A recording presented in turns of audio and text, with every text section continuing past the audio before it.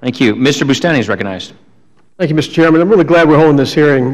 This is really an important topic. In my home state of Louisiana, we have two key infrastructure projects that have been on hold. One is the completion of Interstate 49 South. This is a project that's been on the books for 2.5 decades. Now, why is it important? This is the energy corridor for the country.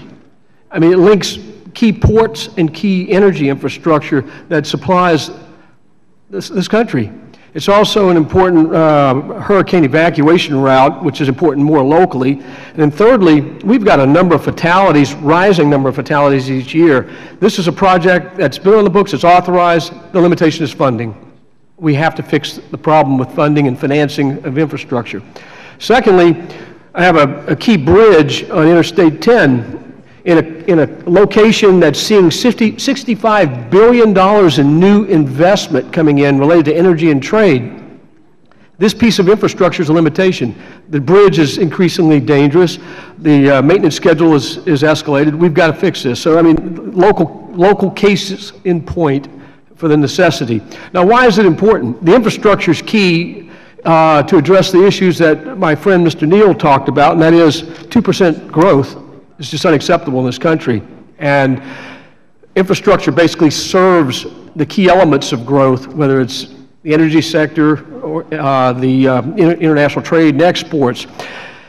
I firmly believe we need to get to a user fee system that works, it's broad-based and sustainable. And I have some concerns about one source of funding that's actually been vetted about, and that is, it's been talked about perhaps replacing or supplanting or augmenting the gasoline tax or a motor fuel tax system with a per barrel fee on crude oil.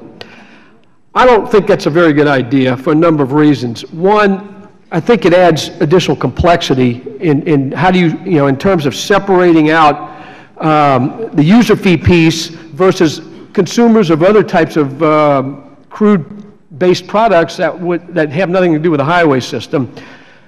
That's a problem. I think it would also cause serious competitive harm. We're now seeing our refineries for the first time in many decades being competitive, not only more profitable domestically, but very competitive internationally. I think we would harm that.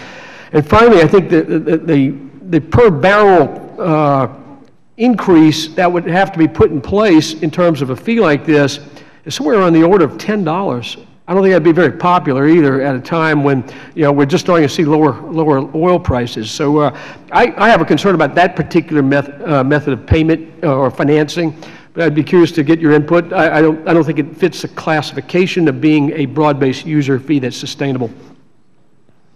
Congressman, that option is on our list. We actually, because we know how difficult your challenge is collectively, we tried to sit down as an industry and come up with a whole lot of things that we could support if it wasn't if it wasn't a fuel tax, if it wasn't indexing, I mean, if it wasn't some sort of freight fee. I mean, and the barrel tax is on the list. I will tell you, we discussed at length the concern you addressed, which is there are people who derive benefit off of a barrel of oil who have nothing to do with running cars or trucks up on the nation's highways.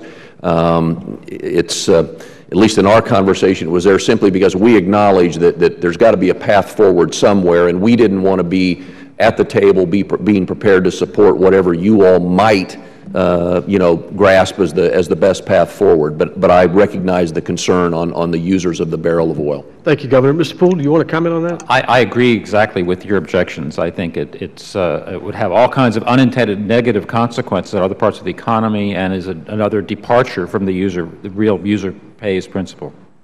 Any thoughts on how we capture electric vehicles, vehicles fueled by electrical or batteries and so forth? I mean, this is a growing area, and it's currently outside of the scope of the motor fuel tax.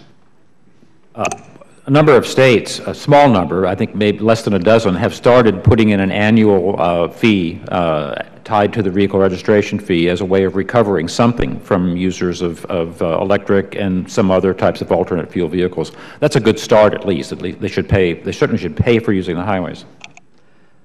Anybody else want to comment on that? Governor? Well, I'd only say that I would imagine in most instances, the person that's driving the vehicle was previously driving something that burned gasoline or diesel, and so the concept of paying something for the use of the roads, again, is not something they're not familiar with, and I don't think there's going to be a huge outcry to support the roads of this country through some sort of a registration fee on non-fuel vehicles. Thank you. Thank you.